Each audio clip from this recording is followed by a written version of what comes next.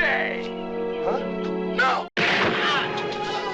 Hello lads, ladies, gents, ladetts, whoever, whatever, welcome back to another video. As I foreshadowed in my Taking Out the Trash on Redfall, I'm going to be tackling Fallout 76. If you weren't into gaming when this Bethesda title aimed to make the ever-popular Fallout series go multiplayer after they'd seen success with their Elder Scrolls Online just a few years prior, you might not be aware that Bethesda is, notorious for their games not working well at launch, and it was no surprise that Fallout 76 was an absolute, for lack of a better term, shit show. Being arguably the worst launch in gaming history, Fallout 76 for years has been stuck with a stigma that it was a complete and utter failure and not worth playing. So today I want to check out if the game is worth your time, or if you might be better off with just the single player Fallout games. As is the format of this show, we're going to start with the good, and firstly, this game's visuals hold up incredibly well in my book. And outside of some of the faces looking a little bit strange, which is what you would come to expect of any Bethesda game, the game's environments look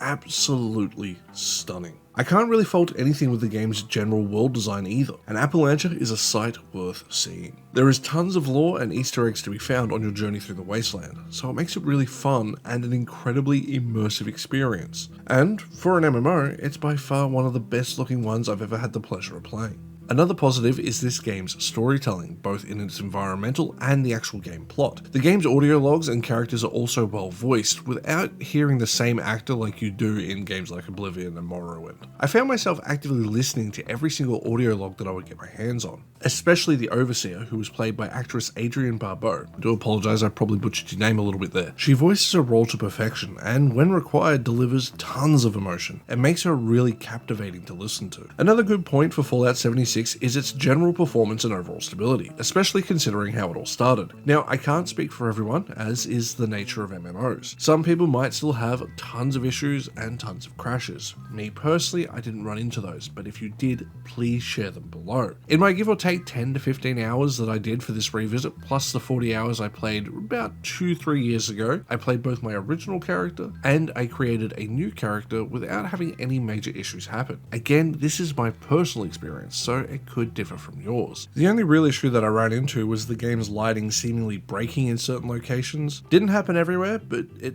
definitely was a bit of an eyesore. The last major good point for this game, in my opinion, is the amount of content. There is a megaton to do.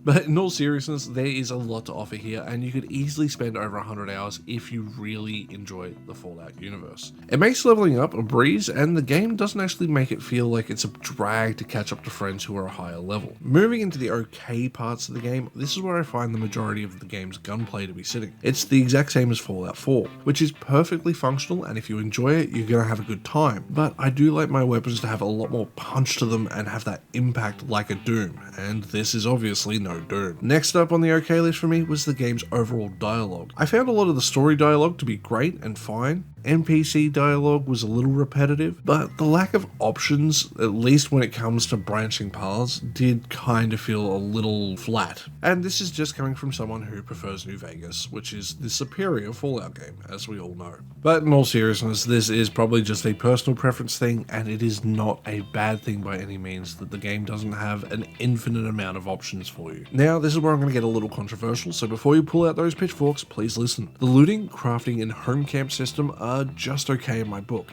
In solo play, they are great when you're playing with a friend. However, when you play solo, due to the limited storage you have without paying for Fallout First, it can be a source of frustration as you are going to constantly run out of space. Now, Fallout First itself is not a bad system and I have no issues with it, but if you don't want to spend that money and you want to avoid that headache, play with a friend if you can. To continue that point of playing with a friend, the last okay point is this game's level syncing. Because when you're playing with a friend who may have played way more than you, or even way less, it means the game is actually very enjoyable for you two regardless of the level gap, because everything syncs up really well. However, the downfall of this is when you play solo, because it will take the same amount of shots to kill a radroach at level 40 as it can at level 2. It's a little bit frustrating, and I'm not the biggest fan of it, again, for solo play, but when you're playing with friends, this is brilliant. And now for the bad. So let's get the obvious out of the way. This game's monetization. Like a lot of games and the industry has done as a whole, what were once microtransactions can now quickly add up to cost more than the game itself. I understand since they aren't taking monthly subs by default in order to play, they need to cover their server costs somehow, but asking upwards of $15 to $25 for single items is bullshit. And it feels as if they're trying to just recoup money from the failed launch. Beyond that though, do you want to know what the biggest sin is? The single worst thing about Fallout 76? The thing that makes it nearly unplayable? You can't pet the cat. In reality, outside of the monetization, Fallout 76 is a really solid game. I'd say it's about a 7.5 out of 10, and when I'm playing with friends, it definitely moves up to 8 or higher. Now, they're things I would have loved, but they're not necessarily realistic with an MMO.